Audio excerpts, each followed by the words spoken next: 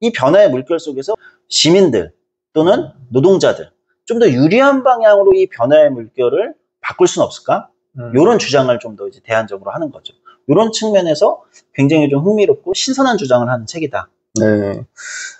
그러면은 총 3가지의 이제 변화된 조건인 거죠. AI 저출생, 이주민인 건데, 그럼 이 3가지가 어떻게 뭐 연결이 돼서 대안적인 방향으로 설명을 책에서 좀 해주는 게 있는 건가요? 네. 그래서 저자는 결국은 이 변화의 물결들이 한국 사회의 각 조직과 세대, 지역을 흔들 가능성이 있다. 그리고 나아가서 정치까지 뒤흔들 가능성이 굉장히 크다. 그래서 이 지점들에 있어서 우리가 좀 통합적인 고민을 해야 된다. 이런 부분을 얘기하고 있고, 여기서부터가 이제 백미인데, 사실 저자는 이 주장을 책의 앞부분에서 하고 있어요. 앞부분에서 먼저 자기의 주장을 되게 세게 하고 들어가거든요. 저자가 얘기하는 다양한 어떤 대안 중에서 저는 가장 흥미롭게 봤던 건 뭐냐면, 한국, 대만, 일본의 노동시장을 연결하자는 거예요. 연결한다는 게 구체적으로 어떤? 쉽게 얘기하면 아까 이게 엑시트 옵션을 갖게 한다는 거와 연결되는 건데, 한국의 노동자들이 가지는 가장 큰 문제는 한국의 노동시장이 5천만 규모의 굉장히 작은 노동시장이라는 거예요. 그리고 고립된 노동시장이라는 겁니다. 이 안에서는 노동자가 협상력의 우위를 가지는 엑시트 옵션을 갖기가 어렵다는 거예요. 그냥 기업에 매달리든지 아니면 그 안에서 기업에서 쫓겨나면 이 안에서의 다른 저숙련 일자리를 돌아다닐 수밖에 없다는 거죠. 그런데 이거를 대만과 일본까지 확대하면 1억 9천만 정도의 노동시장이 되는데, 이렇게 되면 만약에 언어나 이런 부분에서의 불편함을 좀 해소할 수 있다면 대만으로, 일본으로, 또는 대만의 노동자가 한국으로, 한국 임금이 높으니까요. 대만은 임금이 낮은 걸로 굉장히 유명하거든요. 뭐 우리나라 임금의 절반 정도밖에 안 돼요. 대만의 고학력 청년들이 가는 일자리 임금. 한국 훨씬 좋은 일자리예요. 또는 일본, 지금 일본의 구인구직 배수라고 하죠. 이게 얼마인지 아십니까? 1대 1.2거든요. 1.2예요. 그 얘기가 뭐냐면 일을 구하는 노동자 한 명인데 일자리는 1.2개라는 겁니다. 아, 반대가 아니네요. 예. 그러니까 우리는 보통 반대잖아요. 일본 이게 역전돼 있는지 오래됐어요. 사람이 더 필요하군요. 그렇죠. 근데 이 대만, 한국, 일본의 특징은 뭐냐면 이게 이제 슬픈 건데, 일본이 똑같이 대만이나 한국이나 다 식민지를 겪었기 때문에 이 세 나라의 교육제도는 다 일본에서 만들어진 교육제도입니다. 일본과 미국 걸 섞은 거죠. 거기에다가 문화적으로 비슷하죠. 다 변홍사 체제. 친화성이 있다. 그렇죠. 그리고 조직에서의 협업 시스템이 비슷합니다. 자, 그래서 이 노동시장을 키워가지고 이 안에서 노동자들이 엑시트 옵션을 갖고 이 안에서 공통으로 문제를 해결해 나가자라는 게 저자의 대안 중 하나입니다. 저는 이 대안이 굉장히 흥미롭게 들렸어요. 한국 노동시장의 굉장히 고질적인 문제를, 예를 들면 한국이 그러면 대학 진학률 70%인데 대학 진학률을 낮추고 대학 가지 마 이렇게 할 겁니까? 한국에서 통할 수 있는 얘기가 아닙니다. 여태까지 실패해왔죠. 네, 안 됩니다. 그런데 만약에 대만이나 일본이나 이런 데에서 충분히 숙련된 또는 고학력 스킬을 필요로 하는 이런 데로 이동할 수 있다면 저는 상당히 많은 우리의 상상력을 자극할 수 있는 대안이라고 생각하거든요.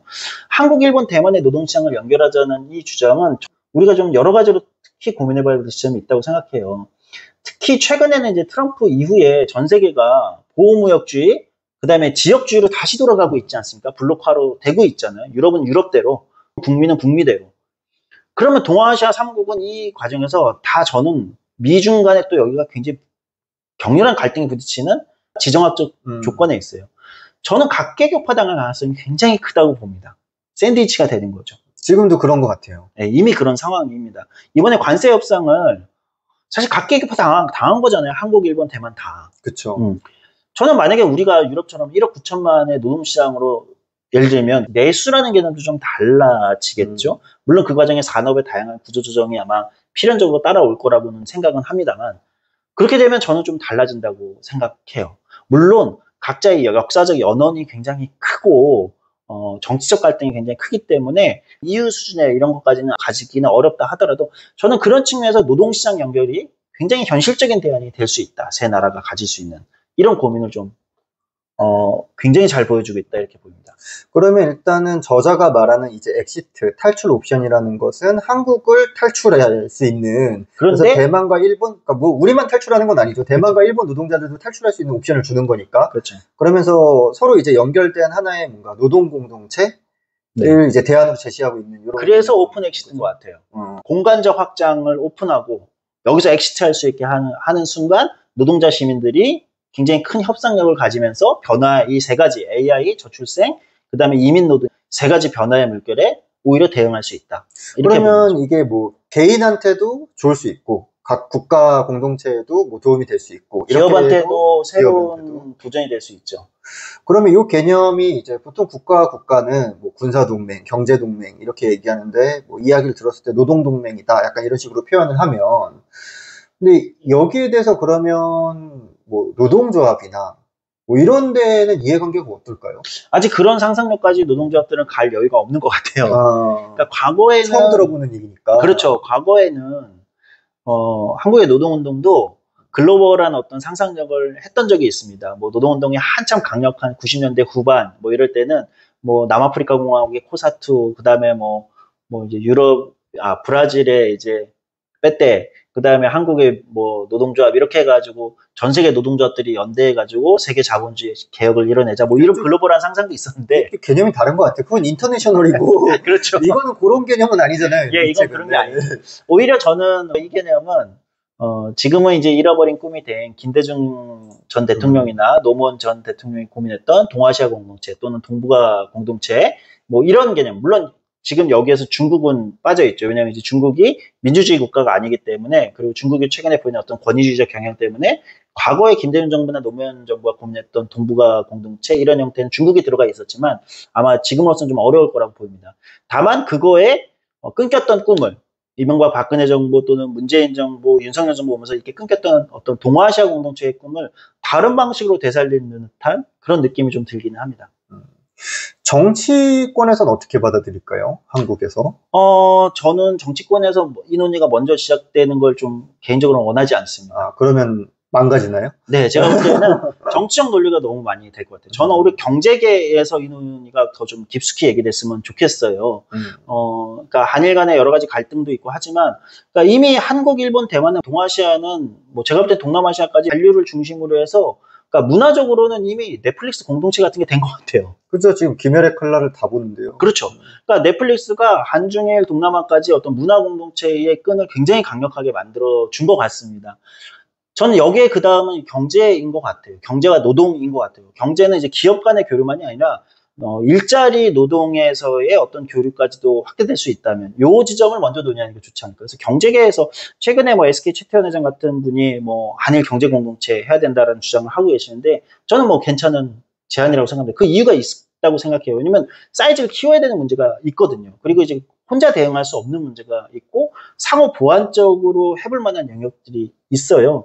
그런 측면에서 본다면 저는 오히려 기업들의 고민은 고민대로 그리고 시민사회가 노동과 일자리라는 측면으로 이걸 한번 엮어보는 이거는 어떨까 이런 생각을 합니다. 한 가지만 좀 더 구체적으로 좀 들어가 보면 좋을 것 같은데요. 그 탈출 옵션을 준다라는 게 뭐 한국 기업에서 일본 기업, 대만 기업으로 뭐 옮겨갈 수 있는 뭐 소개를 해주는 건지 좀 더 구체적인 뭐 예시 같은 게 좀 있을까요? 그렇게까지 나가고 있진 않아요. 그러니까 이 엑시트 옵션은 이 책에서는 노동자 개인이 갖춰야 되는 갖출 수 있게 해주자.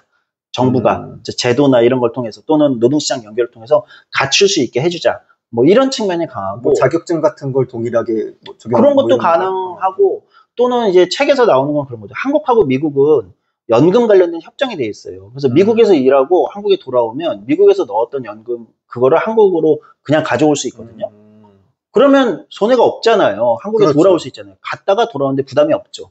네. 뭐 이런 것처럼 그런 것도 예시가 될 수 있다 이렇게 이제 저자는 얘기하고 있죠. 한국 사회 여러 가지 이제 갈등이나 문제들이 있는데 이런 거를 좀 해소하고 대안적 방향을 제시하는 그런 차원에서의 좀 여태까지 들어보지 못했던 좀 새로운 이야기인 것 같습니다. 좀 마지막으로 이 책을 그래도 저희가 소개하는 거니까 추천을 한다면 좀 이런 분들이 읽어보면 좋겠다. 뭐 소개 가이드? 약간 이런 관점? 이런 포인트에서 읽어보면 좀 더 재밌다. 이런 게 있을까요? 저는 이 책을 첫 번째는 제 주변의 노동조합이나 시민단체에서 일하고 있는 활동가분들이랄까요? 이런 분들한테 먼저 추천하고 싶어요. 언제부턴가 한국 진보파의 상상력이 굉장히 좁아졌어요. 그래서 저는 좀 이제는 그랜드한 상상력을 할 때가 됐다. 진보파가 자꾸 좀 좁아지는 건, 입지가 좁아지는 건 상상력이 줄었기 때문이라고 저는 생각해요. 그래서 했던 얘기를 계속하는 거죠. 그렇죠. 그리고 과거에 집착하고. 네, 그래서 저는 이제 진보파가 좀 더 그랜드한 상상력을 발휘해 볼 필요가 있다. 그 다음에 저는 기업에 계신 분들한테도 사실은 좀 소개하고 싶어요. 그러니까 한국의 어떤 고질적인 어떤 노동시장과 기업의 좁은 시장의 문제를 좀 공간적 확대 전략으로 다양하게 좀 풀어볼 수 있다는 건 기업들한테도 저는 굉장히 매력적일 거라고 생각해요. 한국의 기업들이 일본에서 성공할 수 있는 요소들 많습니다.